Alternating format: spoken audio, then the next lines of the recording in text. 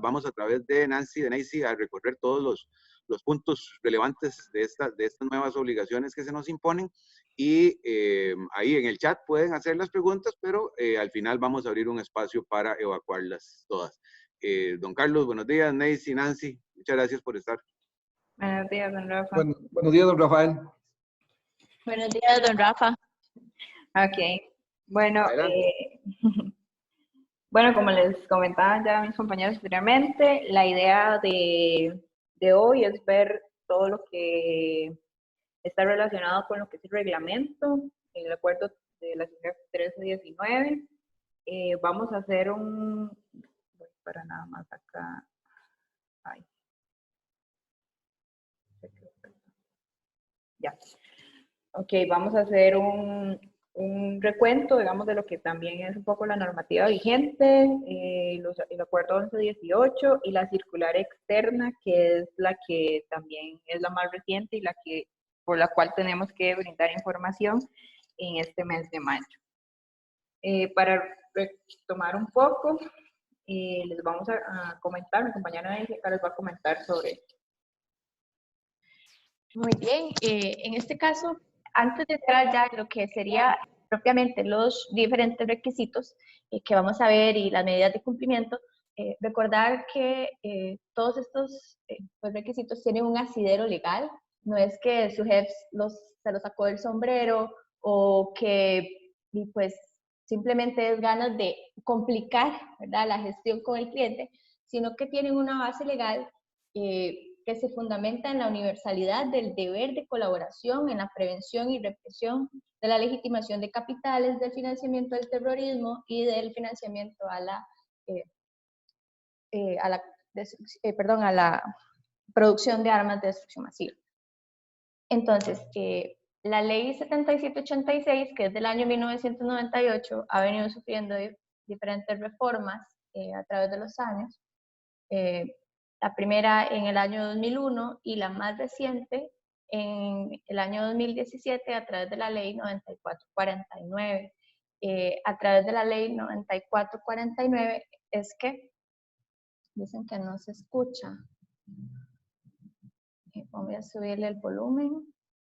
Disculpen, ¿me escuchan bien? ¿Me escuchan correctamente? Por favor, ¿me confirman si se escucha bien? Nancy, yo te escucho muy bien. Confirmado. Perfecto, gracias. Muy bien, entonces, a través de la ley 9449 se regulan actividades que antes no habían sido contempladas o que no habían sido reguladas de la forma más correcta. Entonces, vemos que la introducción de esta ley cambia incluso la redacción de forma importante en la norma.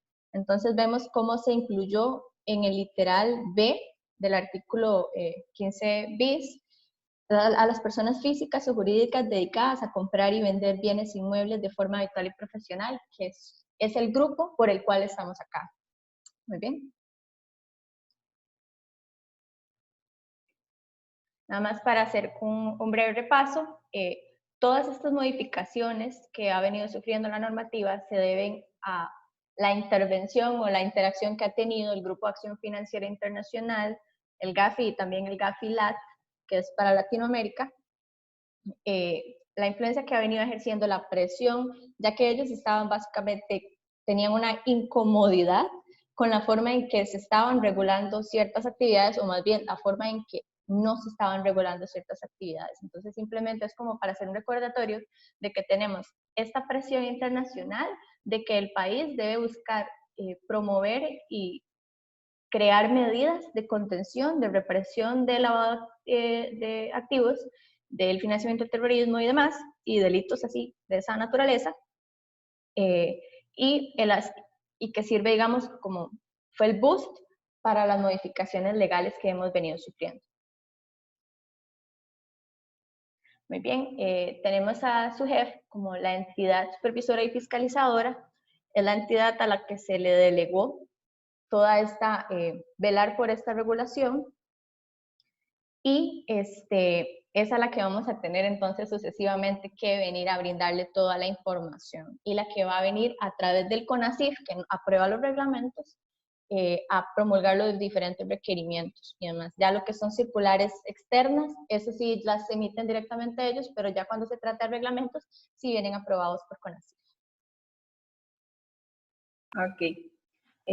Bueno, ya para continuar, nada más recordemos que el acuerdo 1118, ¿verdad? Que fue por el cual tuvimos que inscribirnos el año anterior, vino a sustituir lo que era el acuerdo 1116 en función de que ya teníamos un artículo 15 bis que incluía las actividades no financieras para lo que fue la inscripción. Tomando en cuenta adicionalmente de que ya contábamos con 2 reglamentos, el 1118 que fue el tema de la inscripción, que empezó a regir a partir del 1 de enero del 2019, y que en este periodo pues teníamos un plazo establecido para lo que era la inscripción, o en su caso desinscripción, si ya algunos venían con lo que era el artículo 15. Y teníamos el acuerdo 1319, que se creó, bueno, salió el 19 de noviembre, pero rige a partir del 1 de diciembre del 2020, haciendo ciertas excepciones, y que vamos a ver más adelante, de lo que es cómo algunos plazos o en algunos meses hay que presentar cierta información o delegar a ciertas personas, como que es de la persona de enlace o lo que es el oficial de cumplimiento. Okay. Nada más para retomar y recordar las actividades, el acuerdo 1118 nos menciona, ¿verdad?, que las actividades de lo que es el 15, del artículo 15, van en función de lo que son transferencias temáticas, lo que son remesas de dinero, emisores y operadores de tarjetas de créditos, y las nuevas, las actividades nuevas, las que son del 15 bis, ya comprenden lo que son casinos, compra y venta de bienes inmuebles, lo que son comerciantes de metales preciosos, y específicamente en el tema de compra y venta de bienes inmuebles, nos hace una aclaración que va en función de lo que son corredores, intermediarios, desarrolladores, y no se están incluyendo temas como constructoras o alquileres, bueno, quienes alquilen lo que son bienes inmuebles. Entonces ya estas actividades como tal tuvieron que haber hecho su proceso de inscripción en el año anterior. Nancy, ¿Señor? sí, tal vez hacer la aclaración ahí porque en algunas de estas charlas se hace la consulta que si la actividad de alquileres se incluye. Aquí vos lo acabas de decir muy claro de que efectivamente esas actividades no se incluyen, sino básicamente es compra y venta de bienes inmuebles. Entonces una sociedad que se dedique meramente al tema de alquileres de bienes inmuebles no debería entrar dentro de esta regulación. Nada más para aclararlo. Correcto, así es. Ok, y ya propiamente en lo que es el acuerdo ya 1319, entonces, ahora sí, este reglamento aplica para todas las personas que estén inscritas anteriormente por los artículos 15 y 15 bis, o sea, no hay excepción alguna. Yo creo que, bueno, tal como está diciendo Nancy, ¿verdad? Estos nuevos requerimientos van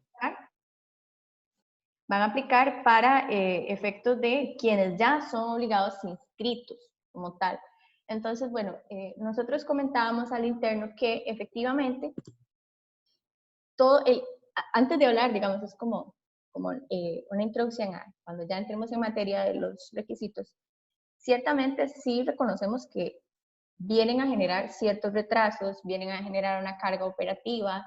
Sin embargo, es una nueva relación, es una nueva situación con la que tenemos que lidiar en lo sucesivo, y creo que es acá donde cada una de las compañías, y se los dejo acá para que lo mantengan ahí, ¿verdad? Y que en el transcurso de esta presentación lo vayan analizando, pues que al ser una nueva realidad con un asidero legal que proviene de recomendaciones internacionales, posiblemente la situación con el transcurso del tiempo no vaya a hacer que existan menos requisitos, por general debido al comportamiento de los actores en a nivel internacional creo que podrían existir más bien mayores requisitos eventualmente. Sin embargo, no hay que asustarse y creo que cada una de las compañías lo que debería desde este momento es ciertamente analizar cuál va a ser el costo de toda esta implementación, que efectivamente sí tiene un costo, pero también cuál es el provecho que le podríamos sacar, porque eventualmente creo que estas medidas de prevención lo que tienden es también a asegurar que la empresa no se vea envuelta en situaciones, por ejemplo, de un riesgo reputacional. Entonces creo que tal vez sería un punto positivo que podríamos explotar, y es que nuestra empresa o la empresa que nosotros representemos sea una empresa cuyo emblema sea la prevención del riesgo y que sea conocida como eso, que tenga el prestigio, que sea una empresa que no tenga un exceso de confianza, y eso es lo que no debemos permitir. Eventualmente ya vamos a ir ampliando un poco más en ese tema, pero nada más les dejo ahí la idea para todos los sujetos obligados que desde ya van a tener que empezar a implementar estas medidas adicionales. Sí, y Nancy, tal vez para hacer la aclaración, como para ubicarse uno en la línea del tiempo, en la parte de cumplimiento, ¿verdad? Entonces, hay que tomar en cuenta de que ya, por así decirlo, pasamos las dos primeras etapas, donde la primera etapa era identificar si estábamos dentro de alguna de las actividades sujetas a esta inscripción, ya eso se hizo. Segunda etapa, donde una vez identificado que estábamos dentro de los que estábamos obligados a inscribirnos, procedimos a inscribirnos ante su jefe, segunda etapa, y ahora viene la tercera etapa, donde igualmente se nos piden ciertos requisitos que los vamos a ir viendo uno por uno, y entonces el tema aquí es cumplir con esta tercera etapa, ¿verdad? Que eso es importantísimo, no hay que dejarlo, hay plazos, no hay que dejarlo de último, hay plazos para presentar todo esto. A veces la información pues puede resultar un poquito tedioso buscar la información, pero sí hay que tener claro que esto es parte todavía del proceso de inscripción. Entonces sí debemos cumplir con esta parte, es obligatoria cumplirla. Entonces hay que verlo como una tarea pendiente que debemos hacer en los próximos días para todos los que estamos inscritos dentro de alguna de esas actividades que ya la ley detalló que eran los obligados a inscribirse, ¿verdad? Sigamos, correcto, correcto. Entonces, para continuar acá, este reglamento como tal va a clasificar estos sujetos obligados, los que ya vimos en los artículos 15 y 15 bis, en diferentes tipos. Tipo 1, tipo 2 o tipo 3, en función de la información que tenemos que brindarle próximamente a la SUGEF, que conlleva dentro de ello información sobre sus empleados, sobre el tipo de contratación, sobre la cantidad de sucursales, la cantidad de clientes, temas de lo que es el volumen transaccional. Y esta información, que de hecho ya la vamos a ver más detallada con lo que es la circular 1153, es lo que nos pide su jefe para que ellos ponderen si vamos a hacer al final tipo 1, tipo 2 o tipo 3. Y el hecho de ser tipo 1, tipo 2 o tipo 3 va a ir en función de si tenemos que designar un oficial de cumplimiento o una persona de enlace. Y aparte, cada cuánto deberíamos de reportar la información. Nancy, tal vez devolverte un momentito a la anterior. ¿La anterior? Sí, la anterior. Esa. Aquí hay que dejar claro, como todos los que estamos participando en esta charla, digamos, se supone que estamos involucrados en alguna de esas actividades y estamos inscritos en SUGEP. Entonces hay que tener claro esto. Todos los que estamos inscritos en SUGEP vamos a ser clasificados de acuerdo con la información, de acuerdo con la actividad que tengamos y con una serie de requisitos, como, por así decirlo, vamos a ver, un sujeto tipo 1, tipo 2, tipo 3. Ahora, ¿de qué dependerá eso? Como bien lo dijo Nancy, pues, de la información que nos van a pedir y de qué las características que tengamos, y además cada uno de esos tipos, 1, 2 o 3, va a tener diferentes obligaciones, ¿verdad? Entonces es importante que eso es lo que sigue ahora, con base en la información que vamos a presentar, que la SUGEP nos clasifique como tipo 1, tipo 2 o tipo 3, y en función de esta clasificación vamos a tener las obligaciones específicas para cada uno de ellos. También en adición a lo que acaba de decir don Carlos y Nancy, además de valorar el tamaño, la estructura, cantidad de operaciones, número de empleados, volumen de producción, algo muy, muy importante que ustedes pueden ver acá en cada una de los tipos y clasificaciones es que se va a valorar la naturaleza de la actividad. ¿Por qué? Porque dependiendo de la naturaleza, se puede presentar una mayor vulnerabilidad a ser utilizada para este tipo de actividades delictivas. Entonces, muchas veces podría no influir tanto el tamaño de la empresa, sino qué tan vulnerable puede ser esa actividad para desarrollar una actividad delictiva o para que la puedan utilizar, ¿verdad? Para limpiar el dinero como tal. Okay.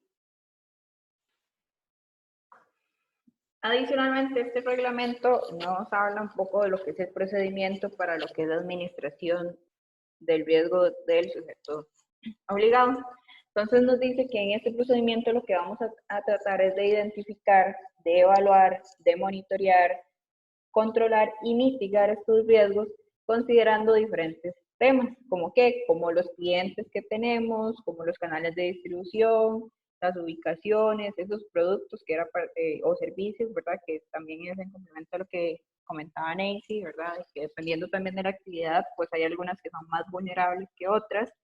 Y este procedimiento pues va a irse aplicando dependiendo del tipo que nos asigne. Entonces, si somos tipo 1, deberíamos de aplicar este procedimiento anualmente o hacer todas las modificaciones anualmente, pero si somos tipo 2 o tipo 3, pues va a variar, ¿verdad? Entonces, eso, el tipo o la clasificación que la SUGEF nos designe, nos va a ayudar a identificar cuáles son nuestras obligaciones, que era lo que decía don Carlos. Otro tema importante. Okay. Perdón, nada más para agregar a lo que viene explicando Nancy, este procedimiento es interno, lo tiene que hacer cada sujeto inscrito y lo tiene que documentar correctamente y mantener a disposición de su jefe. Entonces, no es que vamos a hacer este procedimiento y vamos a echarlo entre un sobre o subirlo en una página, bueno, a menos de que su jefe emita una circular o un reglamento que así lo pida, pero de momento anualmente o cada 2 años o cada 3 años, dependiendo del tipo que seamos, vamos a realizar el procedimiento para la administración del riesgo y lo vamos a mantener ahí documentado a disposición de su jefe. Es únicamente acotar eso. Ok. Adicionalmente se habla de un proceso de debida diligencia, ¿verdad? Lo que es el conocimiento del cliente. Y nos habla de unos pasos o de un procedimiento que deberíamos establecer, ¿verdad? Entonces el tema es, identifiquemos quién es nuestro cliente, ¿verdad? Independientemente si es una persona física o si es una persona jurídica. Y para eso lo que nos dice es, solicitemos un documento de identificación que sea válido, independientemente de si es una cédula de identidad, si es un documento, una cédula de residencia o si es una personería jurídica, entre otros.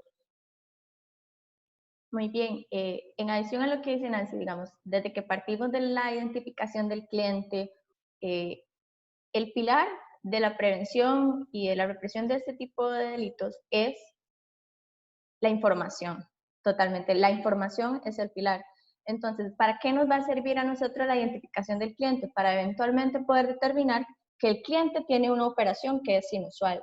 Entonces, acá, digamos, un profesor de la universidad también y a otros compañeros nos explicaba que no toda operación inusual es sospechosa, pero toda operación sospechosa es inusual. Entonces, ahí es donde venimos, donde parto con la idea de que es elemental para saber si, o sea, conocer el cliente, no simplemente es conocerlo de vista, sino de verdad conocer el cliente, conocer su actividad y eventualmente también, lo vamos a ver, verificar esa información.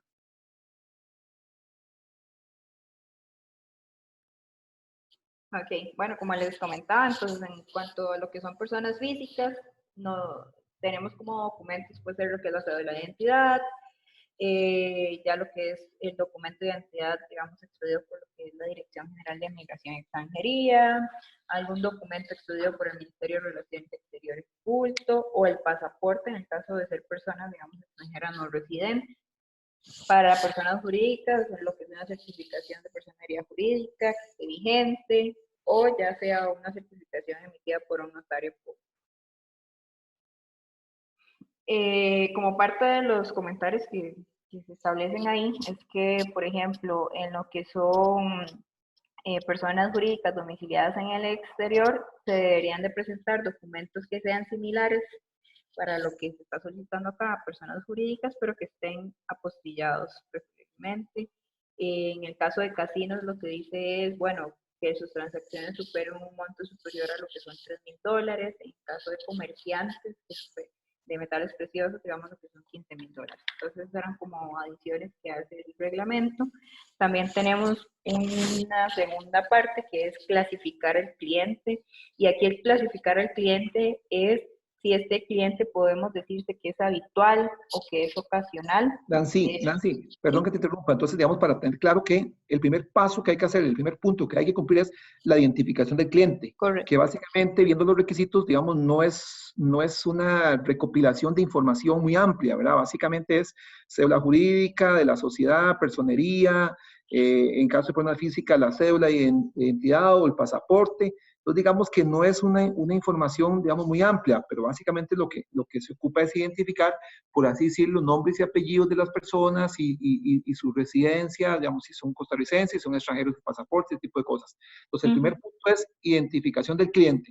Pareciera, reitero, que no conlleva mucho trabajo, pero es importante recopilar la información ahí, básicamente lo que son las identificaciones de la persona física o persona jurídica, ¿verdad? Y seguiría el paso número 2, que es clasificación del cliente. Una vez que lo conocemos y una vez que tenemos la identificación, procedemos a su clasificación, que es este segundo punto. Sí, es que en realidad, digamos, los pasos de identificación del cliente van como subiendo por escalones. Entonces, en el primer caso vamos a hacer la identificación con información básica, y ya en la segunda etapa ya vamos viendo cómo va aumentando la rigurosidad de la adquisición de esa información. Es decir, ya en este punto vamos a tener que ver lo que es la cantidad de las transacciones, el monto mínimo de estas, el periodo de análisis para clasificación y la identificación de transacciones inusuales, que es lo que yo les comentaba hace un ratito. Es decir, cuando yo conozco bien a mi cliente, yo sé si la transacción que está haciendo es inusual. Entonces, a partir de incluso de estos momentos, es que, o sea, cuando vamos viendo transacciones inusuales, bueno, en estas pequeñas cositas es donde va cobrando relevancia el papel del oficial de cumplimiento de la persona de enlace. Ahí es donde va cobrando protagonismo, aquí es donde vamos viendo. Entonces, esta política de conozca a su cliente y demás empieza desde lo más básico hasta los pasos subsiguientes que vamos a ir narrando. Ok, ese era, bueno, el paso 2 es lo que es la clasificación del cliente, y ya el 3 implica lo que es la política de conozca a su cliente, que era lo que comentaba Nancy, que ya es recopilar información específica, digamos, del cliente, identificar beneficiarios finales y todo lo que es las transacciones como tal. En el caso de la identificación de beneficiarios finales, esto, digamos, esto hay que verlo despacio, con buena letra, con muchísimo cuidado, porque si gustan lo anotan por ahí. El acuerdo 1113, que es este reglamento, aparte de su cuerpo como tal, tiene un anexo que es la resolución SGF 3419 del 2019. Actualmente, si lo requieren, se las podemos facilitar por correo electrónico. En el acápite punto número 7, identificación del cliente, está en el literal B, persona jurídica, y en el subliteral número 2 dice certificación emitida por notario público, y nos lleva en todo el texto a la identificación de beneficiarios finales. Entonces, sí es un requisito desde la información básica, identificar quién es el beneficiario final. Y yo sé que esto es algo que no nos gusta, que no es atractivo. Sin embargo, sí tenemos que tenerlo en cuenta. Desde que se solicita la información básica, se pide. Y de hecho, en este anexo que les decía de los lineamientos, en el artículo 10.1 viene en el subliteral 7 la solicitud de identificación de beneficiarios finales. Entonces, tengamos eso súper en cuenta. Nancy, eso lo que significa es que entonces, para dejarlo bien claro, de que deberíamos hacer esta debida diligencia de conocer quiénes son los beneficiarios finales de las sociedades que van a ser nuestros clientes. Correcto. Ok, que esa sería técnicamente para sociedades locales la información que se registró en el registro de accionistas, ¿verdad? Sí, correcto. Básicamente, que es una información. Ahí lo que vos decís, Nancy, coincido con eso, es que a veces eso, o sea, no sé, pero pedir esa información al cliente pareciera que va a ser un poco molesto para el cliente, ¿verdad? Tener que entregar la información de quiénes son sus beneficiarios finales, en el caso de sociedades. Pero pareciera no, sino que de hecho es una obligación hacerlo. Sí, Entonces sí hay que recopilar esa información. el reglamento, digamos, sí nos dice, por ejemplo, qué pasa si no logro determinar, o la compañía no logra determinar quién es el beneficiario final. Bueno, entonces se va a considerar como tal al titular o beneficiario, persona física relevante que ejerza la administración superior de la entidad. Entonces, eventualmente, si algún cliente no quiere identificarnos o por alguna razón su estructura es tan compleja, no nos lo quiere decir, bueno, pues entonces vamos a tener que sí identificar a una persona. Eventualmente alguien tiene que nombrarse como beneficiario final, entonces va a ser la persona que ejerza la administración superior de la entidad. Okay. En complemento a lo anterior, o sea, tenemos información que va a ser básica, información adicional. Entonces, en este proceso de identificación y del cliente y todo lo demás, la información básica que deberíamos de tener, independientemente de si el cliente es habitual o es ocasional, va en función, digamos, de lo que es nombre, identificación, nacionalidad, lugar y fecha de nacimiento, dirección y, digamos, la copia de lo que es el documento de identidad. Esto igual para lo que es persona física.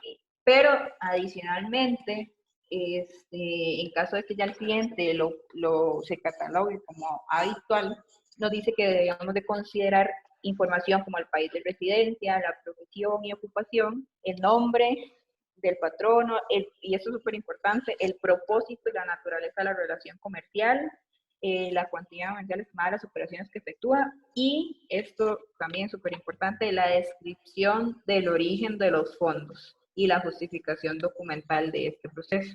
Nancy, tal vez para aclarar ahí, de hecho, anteriormente tuvimos una conversación, Nancy y yo, sobre este tema. Vamos a ver, hay que dejar claro que esta información adicional para la persona física se debe completar siempre y cuando exista un tema de habitualidad de ese cliente, ¿cierto?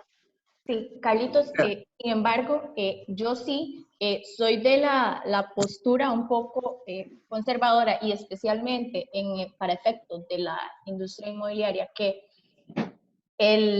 lo que es determinar la descripción del origen de los fondos, eso es algo que yo no debo hacer únicamente para un cliente que se pueda determinar como recurrente o habitual, sino que eso es algo que yo debería determinar desde el principio. ¿Por qué? Porque mi industria es un poco sensible o vulnerable.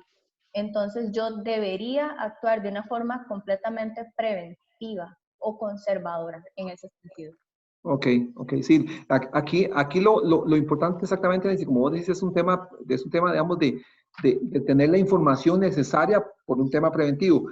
Pero entonces aquí lo que hay que hacer claro es que eventualmente, digamos, si fuera el caso y yo no logro recopilar esta información, sí hay que dejar claro que eso es para clientes digamos, habituales en la compra de bienes. Entonces, digamos, sí es por un tema de prevención, por un tema de tener información necesaria por si acaso. Eso sería importante tener esa información del origen de los fondos, ¿verdad? Completamente. Ok, en el caso de las personas jurídicas, igual la información básica requerida es que conozcamos lo que es la denominación social, la cédula jurídica, lugar y fecha de constitución, dirección o domicilio, digamos, donde se realiza la actividad, certificación de la personería jurídica y la certificación emitida en el cual, bueno, se indique lo que son las participaciones, que es lo que les comentaba anteriormente Nancy, ¿verdad? Y Carl, de que hay que tener un documento de respaldo y vea que se está pidiendo como parte de la información básica y no como parte de la información adicional el tema de lo que son los beneficiarios y las participaciones, digamos, del capital social. Como parte de la información adicional, y ya nos enfocamos en temas de número de teléfono, correo electrónico, la actividad, digamos, que realiza la compañía o la empresa, otra vez el propósito y la naturaleza de la relación, la cuantía y la descripción del origen de los fondos. Entonces esto es, y si nos vamos a este esquemita que tenemos acá, los clientes, lo que nos dice el acuerdo como tal es que estos clientes pueden ser habituales o pueden ser ocasionales. Entonces me dice que si esos clientes son habituales, vamos a tener al menos como mínimo registrada la información básica. Y que si ya sus clientes son habituales, deberíamos ya tener el formulario de Conozca a su cliente y tener toda la información básica y adicional de estas. Muy bien, en este caso, para determinar si un cliente es habitual o es un cliente ocasional, pues en la industria inmobiliaria podría ser un tema de bastante discusión, por efectos de que no es que va a llegar un mismo cliente a comprar una casa todas las semanas, o un apartamento todas las semanas, o un piso en un edificio todas las semanas. Sin embargo, podrían haber conductas que podrían hacernos nosotros sospechar de que hay una actividad que es inusual o que no es normal entre los clientes, ¿verdad? Entre la práctica de adquisición inmobiliaria recurrente. Entonces, para determinar, digamos, la habitualidad, podríamos incluso decir, qué sé yo, un cliente que nos compró en una sola operación, o sea, es nada más como irle poniendo detallitos a la operación que vamos teniendo. Un cliente que aparece y compra 5 apartamentos de una sola vez. Entonces, bueno, habría que ver ahí, ponerle atención a esa operación. Claramente, 5 apartamentos, ¿de qué precio? ¿De cuánta inversión estamos hablando? ¿De dónde vienen esos fondos? Entonces, aquí vamos viendo pequeños detalles que podrían ser sumamente relevantes para efectos de documentar este cliente.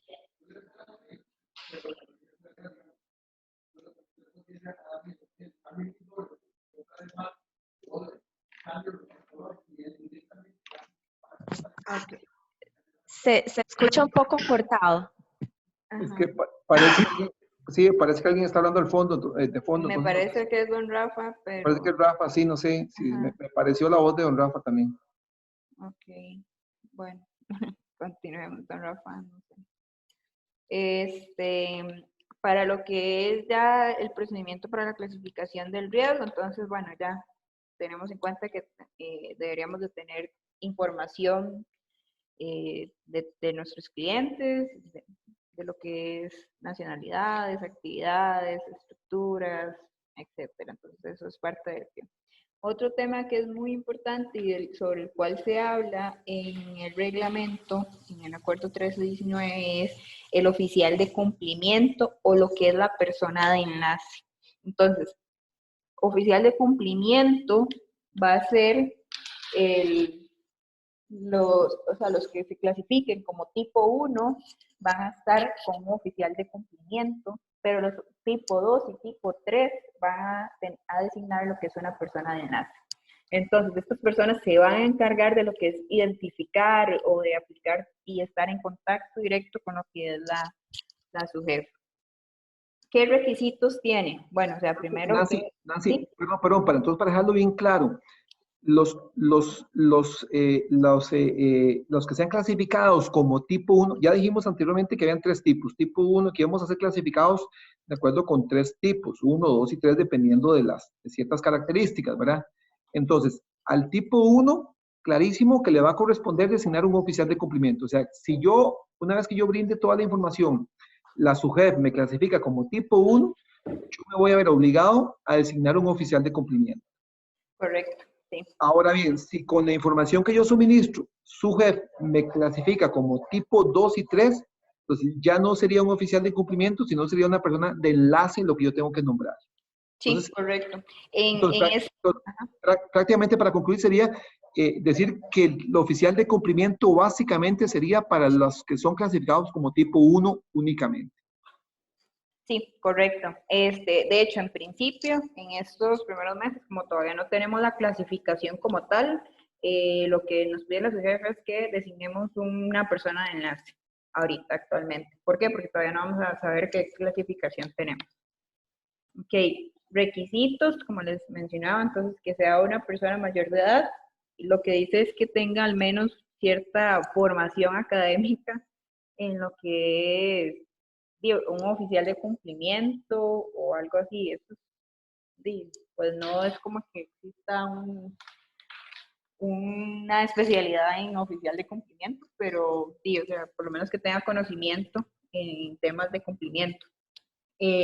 Bueno, que tenga, ahí dice que tenga experiencia en lo que son labores de oficialía de cumplimiento, y dice que si vas a ser oficial de cumplimiento, que al menos tengas 3 años, o si vas a ser persona de enlace, por lo menos 1 año, ¿verdad? Entonces, esto en este momento, pues, sí, tal vez es un poco complicado cumplir con estos requisitos, porque no hay tantos oficiales de cumplimiento o personas que se dediquen a estos temas. Bueno, que tengan conocimiento en todo lo que es la prevención y legitimación de capitales, y, bueno, conocimientos básicos de manejo de hojas electrónicas y temas básicos, digamos, para el funcionamiento. Nada más quería hacer como un pequeño paréntesis, y es que, bueno, para efectos de lo que mencioné hace un momentito del registro de accionistas, que hay que revelarlo, en este caso sí se debe documentar claramente que la empresa obligada en su proceso de debida diligencia sí realizó el paso para que su cliente aportara la información, y que si este no lo hizo y eventualmente simplemente delegó o nombró a una tercera persona, muy bien, que eso quede correctamente documentado. Es decir, que nosotros como obligados sí hemos efectuado la debida diligencia. Ok. Adicionalmente, no se establece cuáles son esas responsabilidades que tienen estas personas de enlace o estas personas de cumplimiento. Entonces, en primera instancia, van a hacer una comunicación directa, por decirlo así, entre lo que es la SUGEF y la empresa o el sujeto obligado como tal. Tenemos, esta persona es la que se va a encargar de lo que es elaborar y actualizar lo que es el manual de prevención, y es el que se va a encargar de establecer lo que son medidas y lo que son controles en el tema de prevención del riesgo, ¿verdad? Entonces, es una tarea, pues, que se encarga de ver temas de lo que es la identificación, los controles y todo lo que conlleva lo que es la prevención del riesgo, ¿verdad? Entonces, de hecho, ellos establecen acá una serie de medidas, como lo que es la debida diligencia, que es un tema que ya conversamos, entre otros. Adicionalmente, es el que se va a encargar de coordinar lo que son labores de capacitación en estos temas, es el que va a enviar, digamos, a validar y a enviar lo que son los reportes que nos solicita la SUGEF, va a estar en constante monitoreo de las transacciones con los clientes. Bueno, cada cierto periodo tienen que estar enviando lo que son informes de la gestión, digamos, de lo que es de lo que hace, digamos, el oficial o la persona encargada del enlace, y atender temas específicos o que la SUGEF pues tenga ahí en mente. Y sí es necesario tomar en cuenta que el oficial de cumplimiento o la persona de enlace es una persona que tiene absoluta independencia. Es decir, ellos tienen que preparar y comunicar el reporte de las operaciones sospechosas a la unidad de inteligencia financiera del ICD, incluyendo los intentos de realizarlas. Entonces, digamos que esta labor es altamente compleja. Si vamos a designar, por ejemplo, alguno de los empleados que ya tenemos en planta para que se capacite o para que sea la persona de enlace, creo firmemente que no es simplemente coger un mamotreto de normas y dárselas para que estudie, sino que para efectos de que la empresa pueda desarrollar efectivamente, o más bien de forma efectiva, una política de cumplimiento, es capacitar a la persona de enlace o capacitar a la persona que vaya a ser eventualmente el oficial de cumplimiento. Porque realmente la labor es bastante delicada, y la responsabilidad que pesa sobre el oficial de cumplimiento o sobre la persona de enlace, pues es bastante importante. Y esta parte de la vigencia de este acuerdo le hacemos énfasis en que, si bien empieza a regir a partir de diciembre de este año, no se establece que hay ciertos requisitos que van a empezar anterior a este proceso. Entonces, como la clasificación, y por ello, bien, surge lo que es la circular externa 1153, porque la subjefa ahora va a clasificar a los tipos en función de la información que se les brinde, o sea, que cada persona brinde, y aparte que tenemos que designar una persona de enlace que luego tendríamos que ver si pues ocupamos oficial de cumplimiento o no. Entonces, la circular 1153, lo que nos dice, y esto salió ahorita el 3 de abril, lo que nos dice es que todos estos sujetos que venían de los artículos 15 y 15 bis, que ya están inscritos como parte del proceso que nos tocó realizar el año anterior, vamos a tener que brindarle a la SUGEF una información por medio del mismo sistema por el cual nos inscribimos. Entonces, lo primero que nos dice en todo este proceso es que parte de la información que tenemos que brindar es los funcionarios, cantidad de funcionarios. Entonces, lo que dice la circular como tal es, tenemos que identificar si son funcionarios que son directos o si son subcontratados, ¿verdad? Entonces, es parte de la información que tenemos que ir recopilando. También nos habla de que tenemos que identificar nuestros clientes, o sea, si son clientes personas físicas, si son personas jurídicas, si son personas físicas nacionales, o más bien son personas jurídicas extranjeras.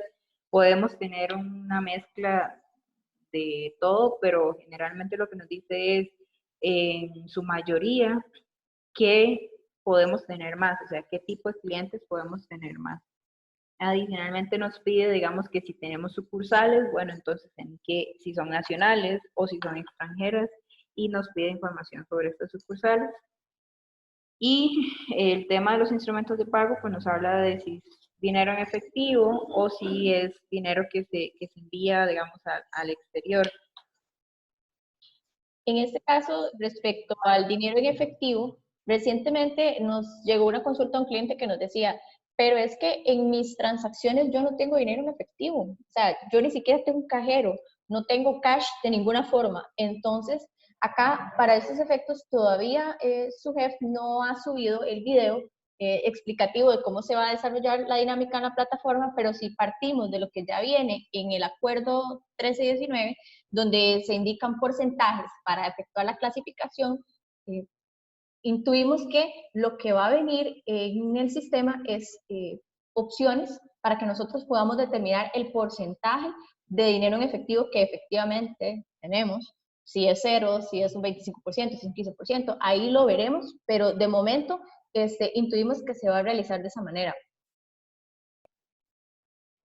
Ok, paso 5, nos solicitan, digamos, lo que son las cuentas que tenemos de uso exclusivo, ¿verdad? Recordamos que ya teníamos que tener cuentas específicas para la actividad que desarrollamos. Entonces, pues nos está solicitando sus cuentas y al final, pues nos va a emitir un resumen de toda la información que nosotros estamos aportando en el sistema para que la SUGEF pueda categorizar qué tipo somos, ¿verdad? Entonces, como les decía anteriormente, esta información se remite a la SUGEF por medio de la misma plataforma de SUGEF Directo que ya habíamos utilizado para lo que era el proceso de inscripción. Nada más, para que todo lo tengamos ahí claro, para efectos de la categoría que eventualmente SUGEF nos va a asignar, esa categoría puede ser modificada por el mismo SUGEF, pero únicamente mediante resolución razonada. Entonces, sí tenemos que ser cuidadosos de que la categoría que nos asignen efectivamente se ajuste a la operación que nosotros tenemos. Si eventualmente nos hacen un cambio de categoría, verificar que la resolución donde se nos notifique el cambio sea razonada, y de no ser así, pues ahí tendríamos entonces que apoyarlos con muchísimo gusto en un proceso recursivo en SUGEF y agotar las vías necesarias incluso hasta el CONACYT. ¿Ok? Y, a ver acá.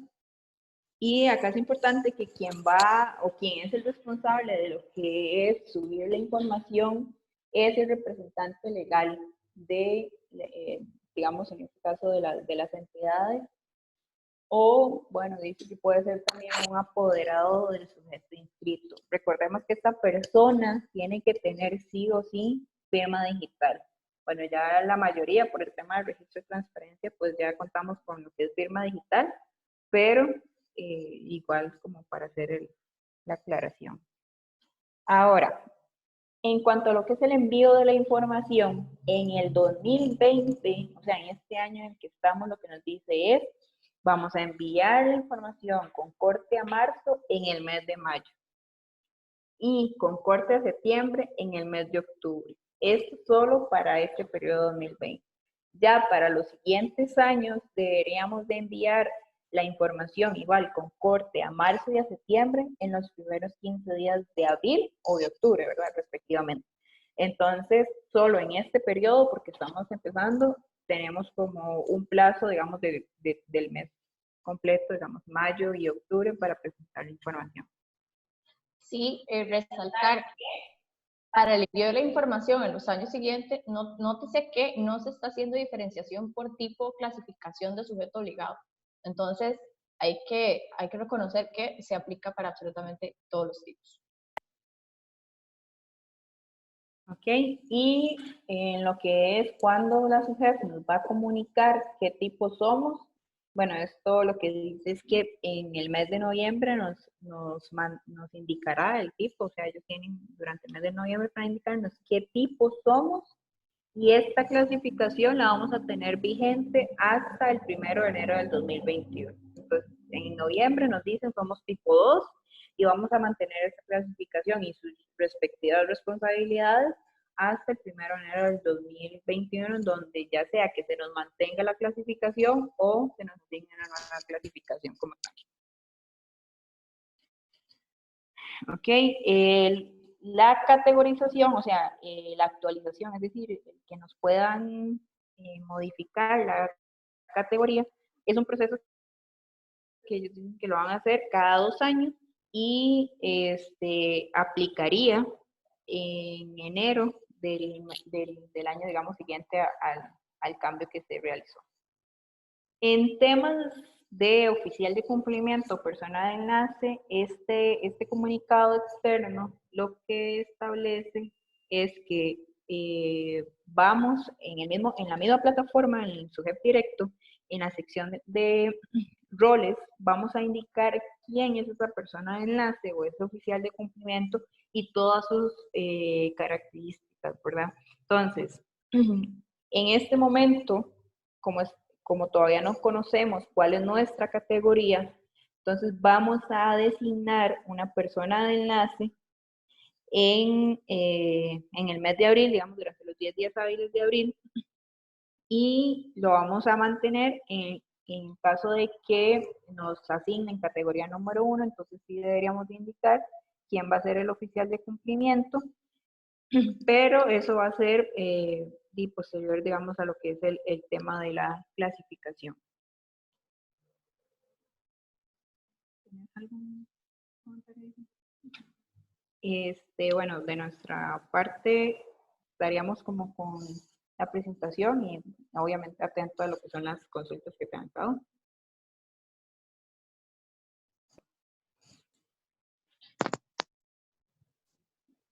Quedamos atentas a las indicaciones de doña Verónica y de ustedes para pasar a la parte de las preguntas. En este momento, como bien ya nos indicaron, pueden escribir cualquiera de sus preguntas, pueden tomar el audio, siéntanse en la libertad de cualquier consulta.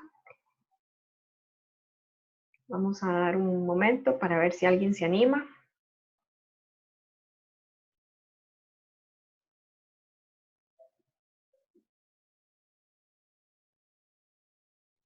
En todo caso, bueno, aprovechamos para indicarles que, o sea, reconocemos que esto es un procedimiento nuevo, entonces sobre la marcha van a ir saliendo pequeños bemoles, entonces nosotros quedamos a entera disposición para ayudarles con este proceso.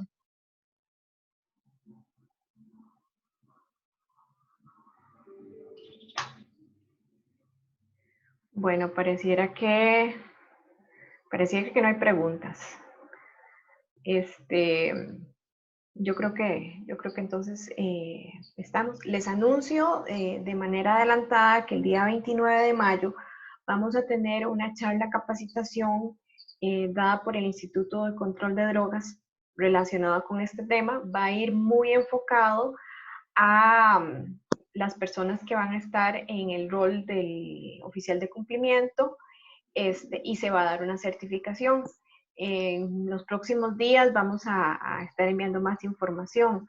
El que guste del grupo que nos acompaña el día de hoy, si está interesado en participar en esta capacitación, pueden escribirme al correo que les estoy dejando en el chat.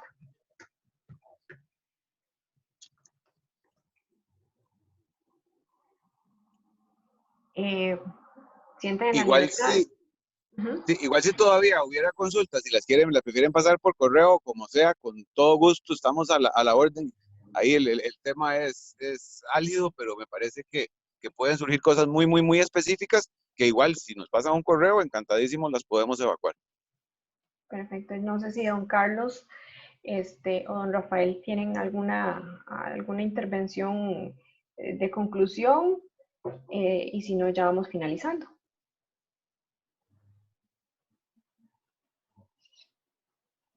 Bueno.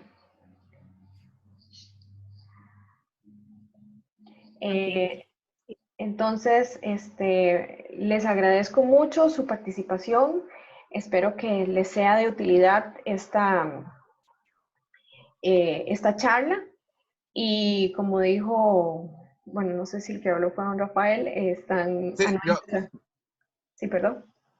Sí, no, fui yo, y perdón, es que he tenido problemillas con el audio.